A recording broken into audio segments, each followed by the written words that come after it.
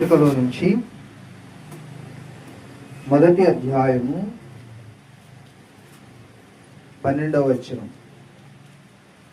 శోధన సహించువాడు ధన్యుడు, అతడు శోధనకు నిలిచిన వాడై ప్రభువు తన్ను ప్రేమించు వారికి వాగ్దానము చేసిన జీవ కిరీటము పొందును. చిన్న మాట మనందరం కూడా ప్రార్థన చేసుకున్నాం.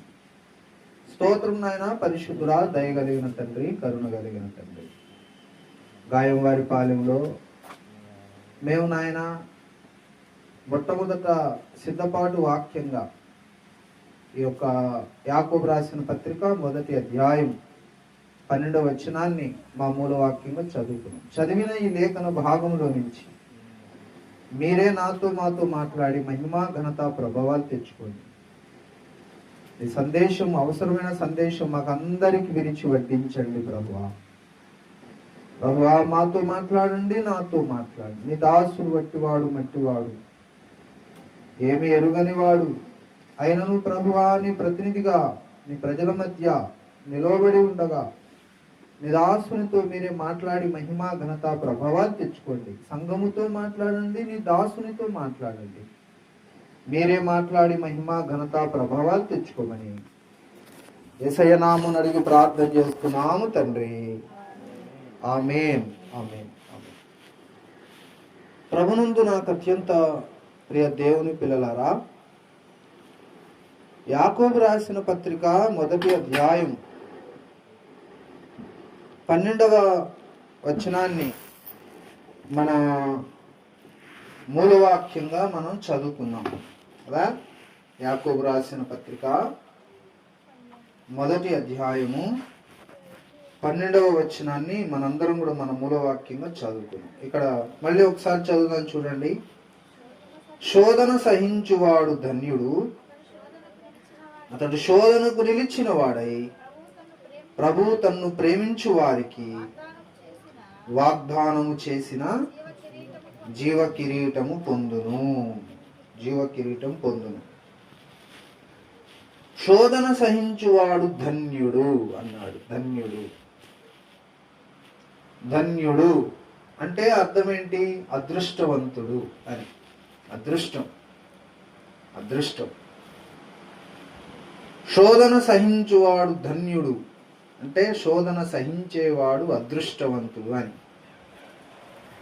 ఏం అదృష్టం బాబు? శోధన అనేది ఒక బాధాకరమైన సంఘటన. శోధన అంటే అది దుఃఖకరమైనటువంటి పరిస్థితి. ఎవరైనా ఏడుస్తా సంతోషంగా ఉండగలుగుతారా? ఉండలేరు.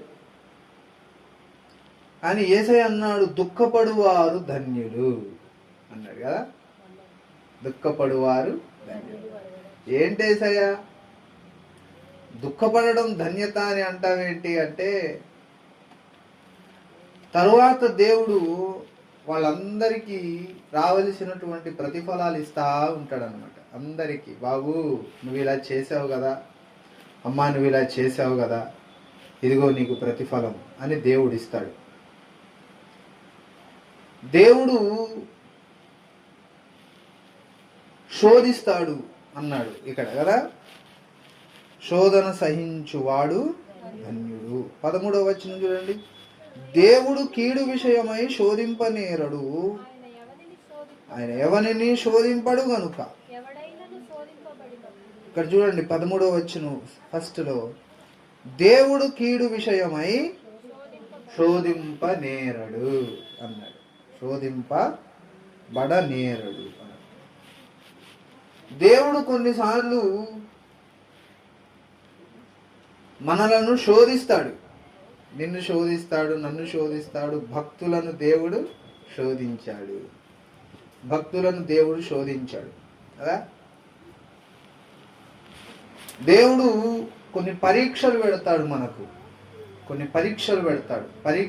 పరీక్షించాలి, ఈ అమ్మాయిని పరీక్షించాలి అని పరీక్షిస్తాడు అనమాట. ఈ అబ్బాయిని పరీక్షించాలి అని దేవుడు మనలను పరీక్షిస్తాడు.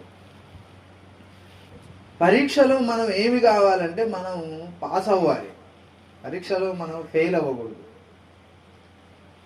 పరీక్షించబడగా అంటే విశ్వాసాన్ని, మన విశ్వాసాన్ని దేవుడు పరీక్షిస్తాడు, మన భక్తిని దేవుడు పరీక్షిస్తాడు, మన ప్రవర్తనను దేవుడు పరీక్షిస్తాడు. ప్రతిదానికి దేవుడు పరీక్షలు పెడతాడు. చిన్న చిన్న పరీక్షలు వస్తాయి. 1వ తరగతి పిల్లలు, 2వ తరగతి పిల్లలు, 3వ తరగతి పిల్లలు, వీళ్ళకు పరీక్షలు పెడతారు. అట్లాగే 7వ తరగతి, 10వ తరగతి, 11, 12 తరగతి తర్వాత ఇక అక్కడి నుంచి ఇంజనీరింగ్, తర్వాత డాక్టర్స్, వీళ్ళందరికీ పరీక్షలు ఉంటాయి. కొన్ని సంవత్సరాలు చదివిన తర్వాత, 1 సంవత్సరం 6 నెలలు ఇలా చదివిన తర్వాత పరీక్షలు వస్తాయి. 1వ తరగతి పిల్లలకి, 2వ తరగతి, 3వ తరగతి పిల్లలకు పరీక్షలు పెడతారు కదా. వాళ్ళకు తగ్గ పరీక్షలు వాళ్ళకు ఉంటాయి. 10వ తరగతి, ఇంటర్మీడియట్, గ్రాడ్యుయేషన్, పోస్ట్ గ్రాడ్యుయేషన్, వాళ్లకు తగ్గ పరీక్షలు వాళ్ళకు కూడా ఉంటాయి. ఎవరి పరీక్షలు వాళ్ళకు ఉంటాయి. ఇప్పుడు 10th క్లాస్ వాళ్ళు 1వ తరగతి, 2వ తరగతి పిల్లల్ని చూసి నవ్వుతారు. ఇది కూడా ఒక పరీక్ష అంటారా అని. వాళ్ళకేముంటాయి, ABCDలు, ఆలు అవి ఉంటాయి అని. అది కూడా పరీక్షే, ఇది కూడా పరీక్షే. అట్లాగే భక్తులలో చాలా చిన్న విశ్వాసము కలిగిన భక్తులు ఉంటారు, అల్ప విశ్వాసులైన భక్తులు ఉంటారు. భక్తులలో శ్రేష్ఠ భక్తులు కూడా ఉంటారు. చిన్న చిన్న విశ్వాసము కలిగిన భక్తులు ఉంటారు. విశ్వాసములో, భక్తిలో చాలా హైయెస్ట్ పొజిషన్లో ఉన్న విశ్వాసులు కూడా ఉంటారు. ఇప్పుడు దేవుడు అబ్రహామునకు పరీక్షలు పెట్టాడు, యోబుకు పరీక్షలు పెట్టాడు, యోసేపుకు పరీక్షలు పెట్టాడు, పౌలుకు, ఇట్లా భక్తులు అందరికీ పరీక్షలు పెట్టాడు. యోబు పరీక్ష కనుక దేవుడు మనకు పెడితే అసలు మనం చచ్చిపోతాం. మహాప్రభు, అసలు దేవుడు వద్దు, ఏమొద్దు, పరలోకం వద్దు, మాకు ఏమి వద్దు, నువ్వొద్దు, అసలు ఏమొద్దు అని చెప్పి మనం వదిలేస్తాం. కాబట్టి ఎవరి స్థాయికి తగ్గ పరీక్షలు దేవుడు వాళ్లకు పెడతాడు అన్నమాట. శోధిస్తాడు. ఈమెను శోధిద్దాం, ఇతన్ని శోధిద్దాం అని శోధిస్తూ ఉంటాడు. సైతాను కూడా మనల్ని శోధిస్తాడు. సైతాను గాడికి ఉన్నటువంటి పేరే శోధకుడు అన్నాడు కదా. ఎక్కడ? లూకాసు వార్తలో అంటాడు, ఆ శోధకుడు ఆయన యొద్దకు వచ్చి అన్నాడు. 40 రోజులు యేసు ప్రభువారు ఉపవాసం ఉన్నప్పుడు,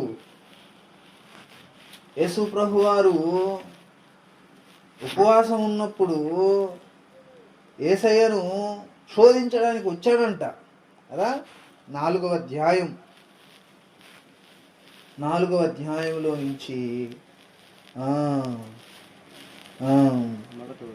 మొదటి వచనం. అప్పుడు యేసు అపవాది చేత శోధింపబడుటకు ఆత్మ వలన అరణ్యమునకు కొనిపోబడెను.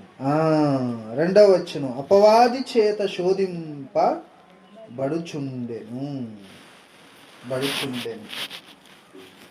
ఇక్కడ యేసయ్యనే శోధించాడు. ఎవరు? సైతాన్ గాడు, అపవాది. యేసయ్యకే పరీక్ష. యేసయ్యకే అంటే యేసయ్యను పరీక్షించాలి, శోధించాలి అని చెప్పి చూశాడన్నమాట అపవాది. 4వ అధ్యాయం చదవండి. ఎక్కడ? అవునవును, నేను చెప్పింది ఏంటి? ఆ శోధకుడు కదా. లూకా చెప్పాను కదా. నేను చెప్పిన మాట 4:2 కదా. అధ్యాయం పుస్తకం లూకాసు వార్త చెప్పాను. నేను చెప్పిన పాయింట్ ఏంటి? సైతాన్ గాడిని శోధకుడు అన్నారు కదా. ఆ శోధకుడు అది ఎక్కడుంది? మత్తయి సువార్త 4వ అధ్యాయము 3వ వచనం కదా. ఏమన్నాడు? సైతాన్ గాడిని దేవుడు శోధకుడు. అంటే సైతాన్ గాడు శోధిస్తూ ఉంటాడు అన్నమాట. దేవుడు శోధిస్తాడు, సైతాన్ కూడా శోధిస్తాడు. శోధకుడు.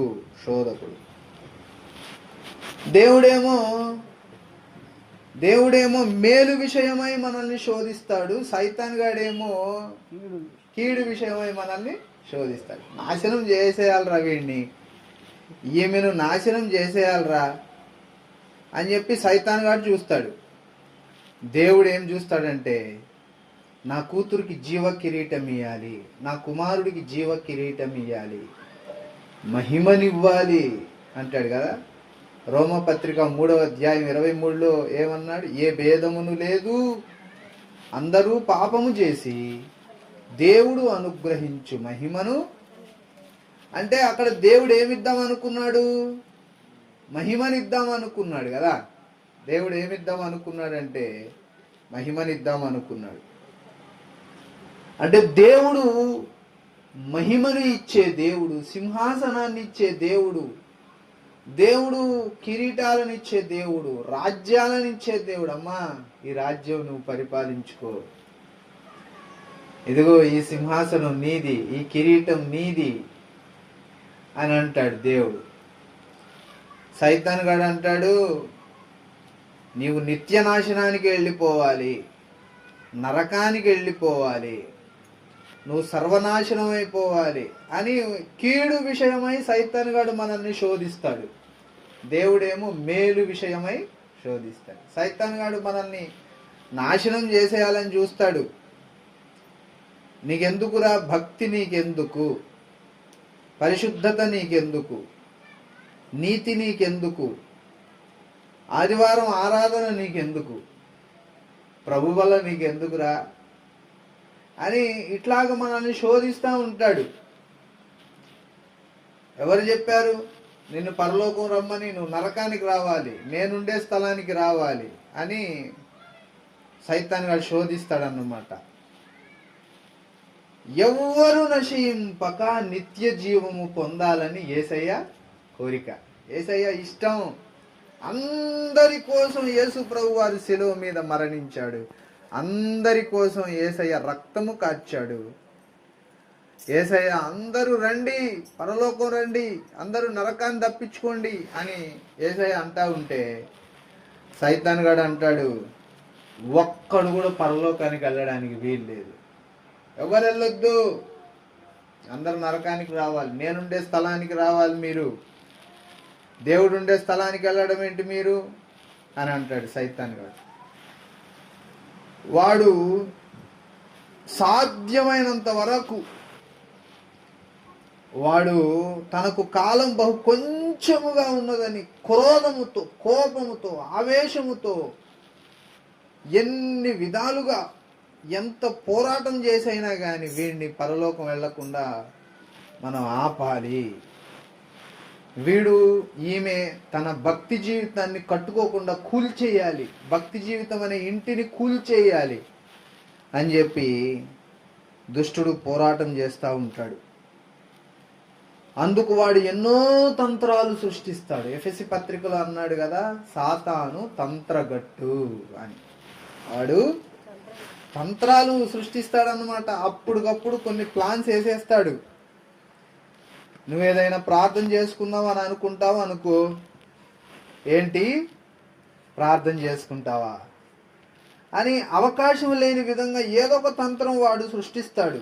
ఏదో ఒక తంత్రం సృష్టించేసి ఏదో ఒక పని కల్పించేసి ఇక నువ్వు ప్రార్థన చేసుకోవడానికి అవకాశం లేకుండా వాడు ఏం చేస్తాడంటే నీకు ఇక ఆటంకాలు సృష్టిస్తాడన్నమాట. ఆటంకాలు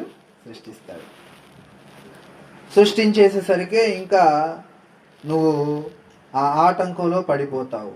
ఆ ఆటంకంలో పడిపోయి ఇక నువ్వు ప్రార్థన మానేస్తావు. ఆదివారం ప్రార్థనకు రమ్మని కాదు నేను చెప్తున్నది, మీ ఇంట్లో కూడా పొద్దున్నే వేకునే 4 గంటలకు లేచి చక్కగా ప్రార్థన చేసుకోవాలి. అని మంచి ప్రేరేపణ నీకు కలిగిందనుకో, లేవనీయడు.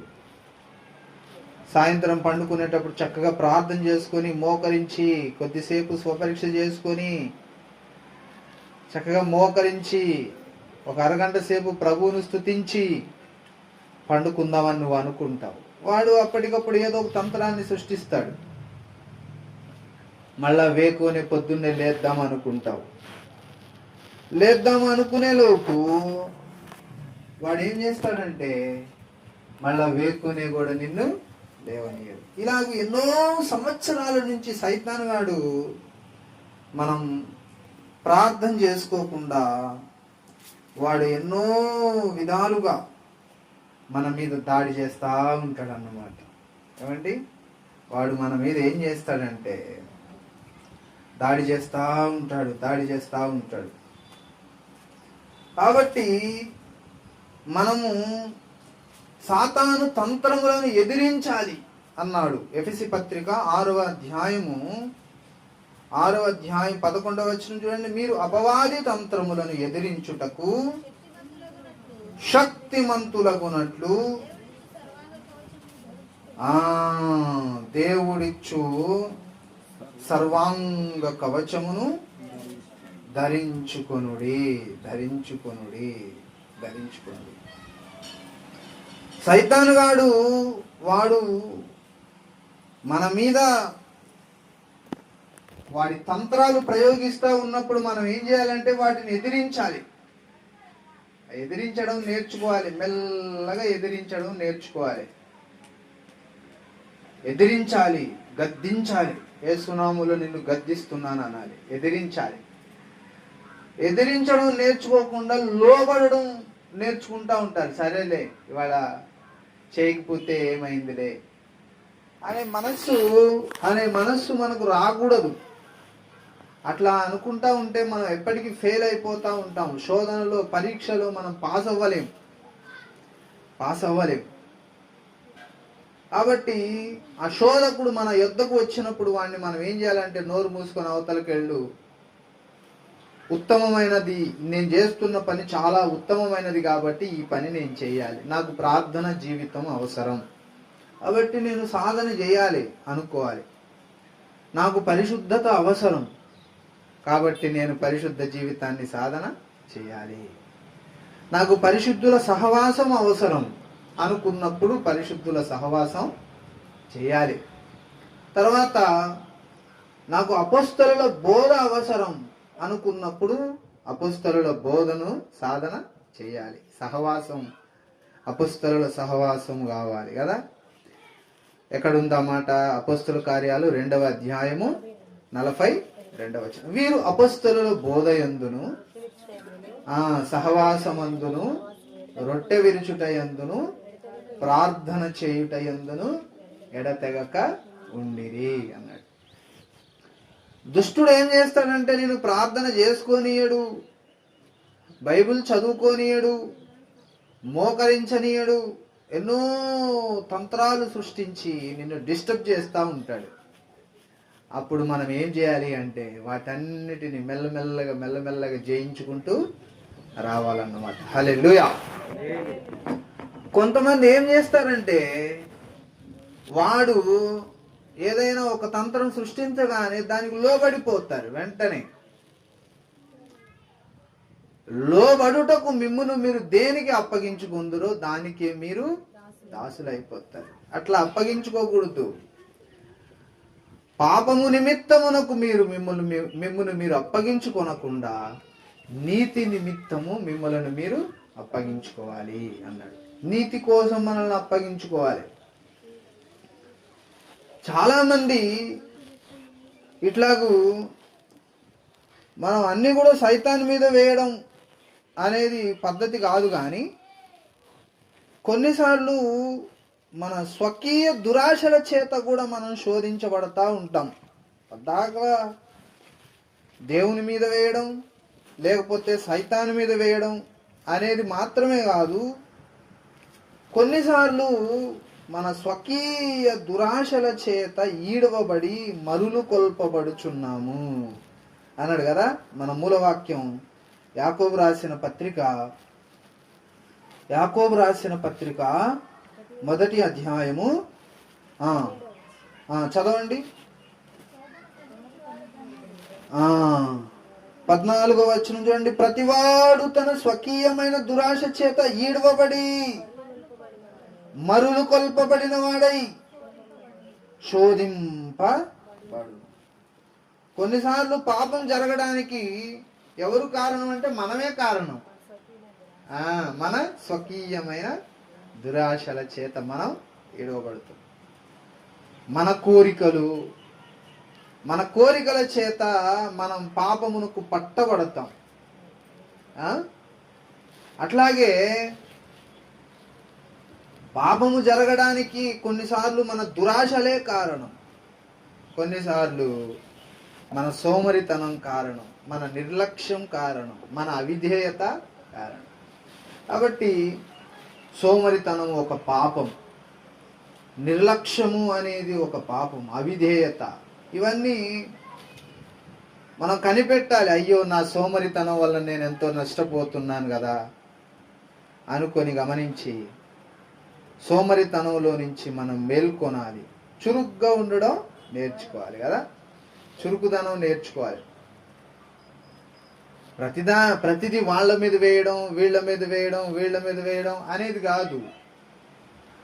కొన్నిసార్లు పాపము జరిగింది అంటే దానికి కారణం బాధ్యులు మనమే అవుతాం. ఎందుకంటే నీకు అలాంటి బలమైనటువంటి కోరిక నీకు లేదు. దేవుడు నా పట్ల ఇలాంటి ప్లాన్ కలిగి ఉన్నాడు, ఇలాంటి ఉద్దేశం కలిగి ఉన్నాడు. దేవుడు నాకు సింహాసనం ఇద్దాం అనుకుంటున్నాడు, మహిమనిద్దాం అనుకుంటున్నాడు, కొన్ని రాజ్యాలు ఇద్దాం అనుకుంటున్నాడు. నన్ను దేవుడు పరలోక రాజ్యానికి వారసుడిగా దేవుడు నన్ను చేశాడు కాబట్టి పరలోక వారసుడనైన నేను, మహిమకు వారసుడనైన నేను, దేవుని సింహాసనానికి వారసుడనైన నేను ఇట్లా ప్రవర్తించడం మంచిది కాదు. సోమరితనంగా ఉండడం మంచిది కాదు. సోమరి వాళ్ళంటే దేవుడు అసహించుకుంటాడు అన్నమాట. ఏంట్రా వీడేం భక్తుడురా, ఈమెం భక్తురాలురా, అసలు ఒక ప్రార్థన ఉండదు, మోకాళ్ళ జీవితం ఉండదు, లేకపోతే ప్రభు బల్ల పట్ల ఆసక్తి ఉండదు. సాధ్యమైనంత వరకు మానేయడానికే చూస్తారు. వ్యక్తిగత ప్రార్థన కానీ, కుటుంబ ప్రార్థన కానీ, సంఘ ప్రార్థన కానీ వీళ్ళు సాధ్యమైనంత వరకు మానడానికే చూస్తారు. 99% మనం పోరాటం చేయాలి. దుష్టుడు ఎన్ని తంత్రాలు సృష్టించినా, లేకపోతే మన శరీరమే మన మీద ఎంత తిరుగుబాటు చేసినా 99% మనం పోరాటం చేయాలి. చేసి చేసి చేసి ఆఖరికి దేవుడు అనాలి, వీడు పోరాటం చేసి చేసి చేసి వీడు పరిశుద్ధంగా జీవించడానికి, భక్తిగా జీవించడానికి వీడు ప్రయత్నం చేశాడు కానీ రాలేకపోయాడు, చేయలేకపోయాడు. కాబట్టి అప్పుడు దేవుడు ఏం రాసుకుంటాడంటే, ఇతడు ఫలానా విషయంలో వీడిది తప్పు కాదు కాబట్టి ఈ విషయంలో వీడిని నేను పాస్ చేస్తున్నానని దేవుడు పాస్ చేస్తాడు. హల్లెలూయా కదా, దేవుడు పాస్ చేస్తాడు అన్నమాట. కాబట్టి ఇప్పుడు దేవుని పిల్లలారా, మనము ఏదో సింపుల్గా తీసి పక్కన పెట్టినట్టు మనం ఉండకూడదు. ప్రతి విషయంలో కానీ, దశం భాగాలు, దేవునికి ఇచ్చే కానుకల విషయంలో కూడా నాకు ఇచ్చేవాళ్ళు కానివ్వండి, రాజాబాబుకి ఇచ్చేవాళ్ళు కానివ్వండి, లేకపోతే మేము ఇచ్చేవాళ్ళు కానీ, మేము ఎవరికైనా ఇస్తున్నాము అనుకోండి, ఏంటి బాబు దశం భాగం వేయలేదు అని అవతల వాళ్ళు ఓఫిరయ్య గారే ఉన్నారనుకోండి, ఏ రోజైనా ఏంటి నో బాబు జూలై నెల వచ్చింది, ఇంతవరకు నువ్వు దశం భాగం వేయలేదు అని ఏ రోజు కూడా నాకు ఫోన్ చేసి అడగలే. రాజాబాబును కూడా అడగాలి, ఇంకా ఎవరైనా ఉన్న వాళ్ళని కూడా అడగాలి. దేవునికి ఇవ్వాలి, స్వచ్ఛందముగా నేను ఇవ్వాలి అనే బలమైన ప్రేరేపణ మనకు ఉండాలి. దేవునికి ఇస్తే దేవుడు నాకు ఇస్తాడు అనే ఒక బలమైనటువంటి కోరిక కూడా మనకు ఉండాలి. అంతేగాని పద్దాకల నేను అడగడం, నేను అడగడాన్ని బట్టి మీరు ఇవ్వడం, లేకపోతే రాజాబాబు మిమ్మల్ని అడగడం, లేకపోతే అయ్యగారు నన్ను అడగడం, ఇదంతా కాదు. మనం ఎవరికి ఇస్తున్నామంటే దేవునికి ఇస్తున్నాం. దేవునికి ఇస్తే దేవుడు మనకి ఇస్తాడు. అంతేగాని వచ్చిన ప్రతి రూపాయిని ఇష్టారాజ్యం వచ్చినట్టు వాడుకొని, 1000 వచ్చినా, 100 వచ్చినా, 1000 వచ్చినా, లక్షలు వచ్చినా అవన్నీ ఇష్టం వచ్చినట్టు వాడుకొని భయంకరంగా అప్పుల్లోకి వెళ్ళిపోయి అంతా అయిపోయిన తర్వాత మళ్ళా అంతా నీరసంగా అట్లా చూస్తే ఎట్లా ఉండిద్ది? దేవుణ్ణి అడగలేం ధైర్యం చేసి, ఏంటి ప్రభువా నేను ఇంత అప్పుల్లో ఉన్నాను, ఇంత బాధల్లో ఉన్నాను, ఏ రోజైనా నువ్వు నాకు రూపాయి ఇస్తే ఆ రూపాయిలో నేను దశంభాగం తీయకుండా రూపాయి వాడుకున్నానా తండ్రి అని దేవుణ్ణి అడగగలిగేంత ధైర్యము మనకు రావాలి అంటే మనం ఏం చేయాలంటే మనకు కలిగిన దాంట్లో నుంచి దేవునికి కానుకలు తీయాలన్నమాట. హల్లెలూయా. నేర్చుకోవాలి మనం. ఇది మన ఆశీర్వాదానికి కారణం అన్నమాట. ఒకరు ఇప్పుడు మీరందరూ ఇచ్చినందుకు నా అవసరాలు గడుస్తాయి అనేది ముఖ్యం కాదు, కానీ నేను ఇవ్వడం ద్వారా దేవుడు నాకు ఇస్తాడు అనేది ముఖ్యం. దేవునికి ఇవ్వాలి, నేను ఎందుకు ఇవ్వట్లేదు అనేది తెలుసుకోవాలి. తెలుసుకొని దేవునికి ఇవ్వాలి. దేవుణ్ణి బలవంతం చేసి ఇవ్వాలి. ఏంటి ప్రభువా, మల్లేష్ ఆంటీ గారు దశంభాగాలను ఇస్తా ఉంటే నేను అనేవాడిని, అండి ఎందుకండి, మీరే ఆడవాళ్ళు, మేమే మీకు ఇవ్వాలండి అంటే, పాస్టర్ గారండి, అప్పుడు ఆమె అనేది, పాస్టర్ గారండి దేవుడు ఇవ్వాలి కానీ మీకు ఇచ్చే దశంభాగాలు మీకు ఇస్తున్నామా దేవునికి ఇస్తున్నామా? మేము దేవునికి ఇస్తున్నాం. దేవునికి ఇవ్వకపోతే దేవుణ్ణి అడిగి ధైర్యంగా దేవా నాకు ఈ అవసరత ఉంది అని నేను అడగలేను కదా అని ఆమె చెప్పి బలవంతం చేసి ఇచ్చేదన్నమాట.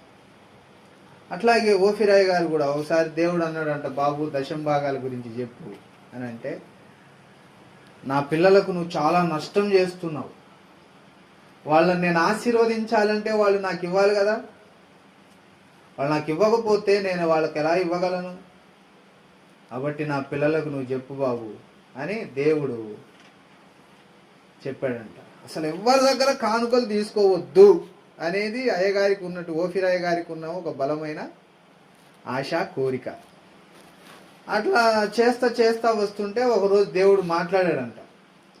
మీరందరూ ఎంత చక్కగా వాక్యం వింటున్నారు కదా, దేవుని స్తోత్రం చెప్పండి. హల్లెలూయా, ఆమేన్. అయితే ఒకసారి దేవుడు మాట్లాడాడంట, బాబు నా సంఘానికి నువ్వు ఇలా చెప్పాలి అని. అలాగే తండ్రి చెప్పమని చెప్పలేదంట. నెక్స్ట్ సండే అడిగాడంట, ఏంటి బాబు చెప్పలేదంటే, చెప్తాను తండ్రి, నువ్వు నా సంఘాన్ని పాడు చేస్తున్నావు, ఎందుకంటే నా సంఘాన్ని, నా పిల్లల్ని నేను ఆశీర్వదించాలంటే వాళ్ళు నాకు ఇవ్వాలి కదా.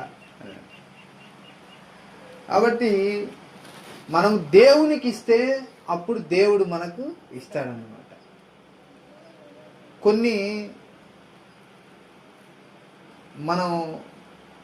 మనం చేసిన తప్పుల వలనే మనం ఎన్నో విషయాల్లో మనం వెనకబడిపోతా ఉన్నాం. కుటుంబ ప్రార్థన ఉండదు, వ్యక్తిగత ప్రార్థన ఉండదు, దేవుని సన్నిధిలో అడిగి మనం ఏడ్చి దేవునికి చెప్పుకోము. ఏదైనా బాధ వస్తే వాడు ఎవడైనా హెల్ప్ చేస్తాడేమో అని వాడి దగ్గర వీడి దగ్గర పరిగెత్తడం, ఇట్లా మనం అలవాటు అయిపోతాం. అట్లా దేవునికి ఇయ్యం. దేవునికి ఇస్తే దేవుడు ఏ ద్వారం గుండా దేవుడు ద్వారం తెరుస్తాడు అని మనం ఎదురు చూడం. దేవునికి ఇవ్వాలి. కాబట్టి ప్రతి దేవుని పిల్లలారా, దేవుడు మనల్ని శోధిస్తాడు. నేను ఇక నా సందేశం ముగిస్తా ఉన్నాను. దేవుడు మనలను శోధిస్తాడు. ఏ విషయంలో అంటే, కీడు విషయంలో శోధించాడు కానీ మేలు విషయంలో శోధిస్తాడు. నీకు మేలు చేయాలని, నాకు మేలు చేయాలని, మనకు మహిమనివ్వాలని, మహిమ సింహాసనాన్ని ఇవ్వాలి అని, కొన్ని రాజ్యాలు ఇవ్వాలని, పరలోకాన్ని ఇవ్వాలని, నరకం నుంచి విడిపించాలని ఇలాగ దేవుడు మనలను శోధిస్తాడు. దేవుడు మనల్ని ఇలా చెబుతున్నాడు కాబట్టి ఈ దారిలో గుండా మనం వెళ్ళాలి. అంటే సైతాను కూడా మనల్ని శోధిస్తాడు అని చెప్పుకున్నాడు. సైతాన్ ఎందుకు శోధిస్తాడు? నువ్వు పరలోకం వెళ్ళడం సైతాన్ గాడికి ఇష్టం ఉండదు. నువ్వు నరకానికి వెళ్ళాలి అని సైతాన్ గాడి ఇష్టం.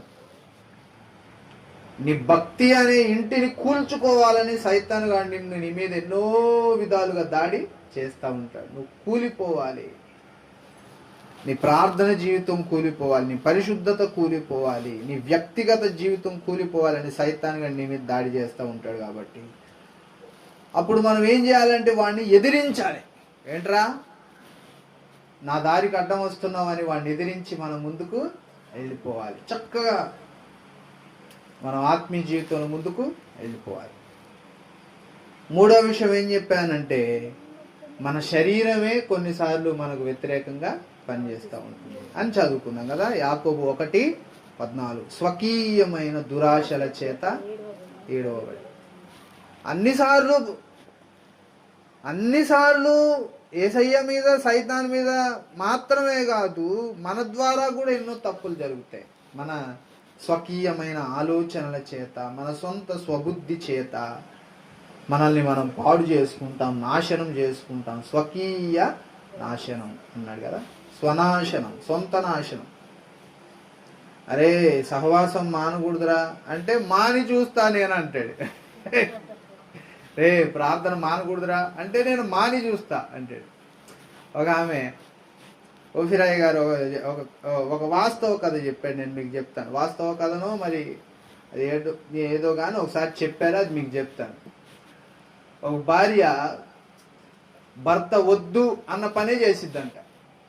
ఒకసారి భార్యాభర్తలు ఇద్దరు కలిసి ఒక పడవలో ప్రయాణం చేస్తా వెళ్తా ఉన్నారంట. వెళ్తా ఉన్నప్పుడు భర్త భార్య ఇద్దరు కూర్చున్నారంట పడవలో. ఈమె కొంచెం అంచుకు కూర్చుందంట. అంచుకు కూర్చున్నప్పుడు, అమ్మా అంచుకు కూర్చున్న కొంచెం ఇటు లోపలికి జరగమ్మా అన్నాడంట. నువ్వు నన్ను జరగమ్మంటావా? నేను జరగనందంట. నేను జరగనంతే అందంట. అమ్మా జరగకపోయావమ్మా గట్టిగా పట్టుకో అన్నాడంట. అని అంటే నువ్వు నన్ను పట్టుకోమంటావా? నేను పట్టుకోను అంతే అందంట.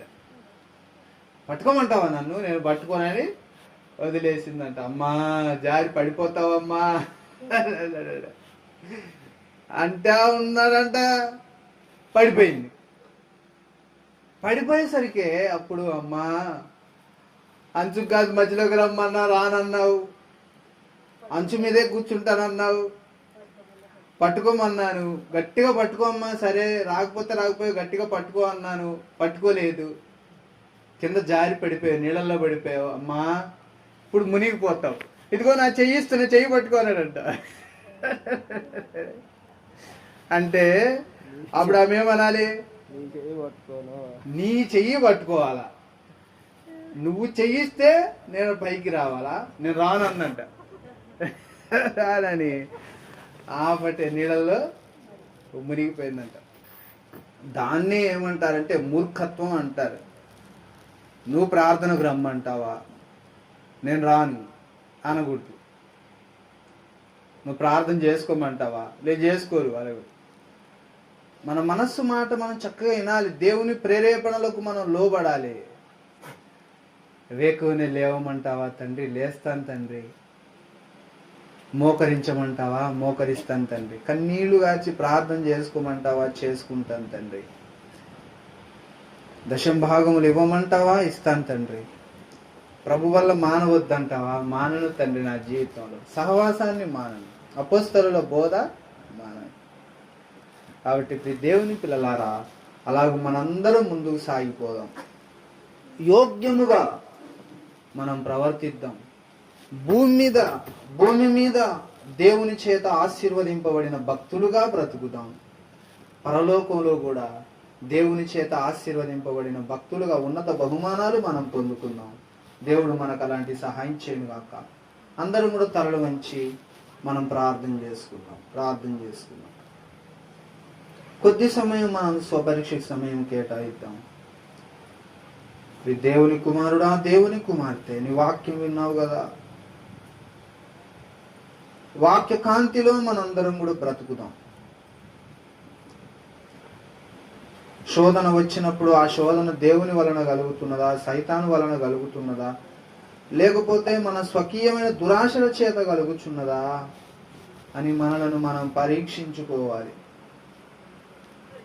జ్ఞానవంతురాలు తన ఇల్లు కట్టుకుంటుంది.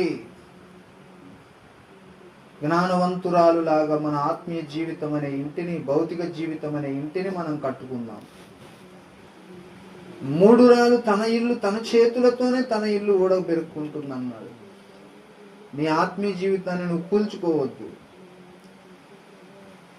చక్కగా మన చేతులతో మన భక్తి జీవితాన్ని మనం కట్టుకుందాం. యేసయ్యా నాకు సహాయం చేయి ప్రభువా. గడిచిన వారం మనం ఎలాగో ప్రభు సన్నిధిలో గడిపామో ఒకసారి మనం వెనక్కి తిరిగి చూసుకొని స్వపరీక్ష చేసుకుందాం. యేసయ్యా యేసయ్యా యేసయ్యా యేసయ్యా, నాకు కూడా కొద్ది సమయం స్వపరీక్షకు సమయం అవసరం కాబట్టి నేను కూడా స్వపరీక్ష చేసుకుంటాను, మాట్లాడను, మౌనము దాల్చుతున్నాను. అందరూ సమయాన్ని సద్వినియోగం చేసుకుందాం.